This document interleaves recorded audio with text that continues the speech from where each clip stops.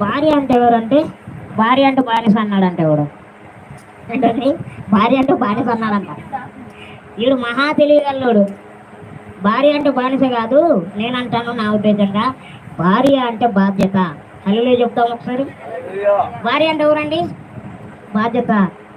నాకు తెలిసిన మట్టుకు మా నాన్నగారు అనుకున్నదైతే బాధ్యత.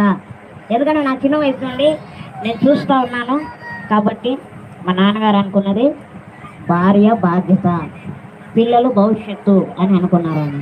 కాబట్టి ఇంతవరకు కూడా మమ్మల్ని ఏ కొదువు లేకుండా చూసుకున్నారు. అలానే అందరూ అలా లేరని కాదు. ఒక నిమిషం చెప్తాను. చాలా మంది భార్యలు హింసిస్తుంటారు, కొడుతూ ఉంటారు, తిడుతూ ఉంటారు, అనుమానిస్తూ ఉంటారు.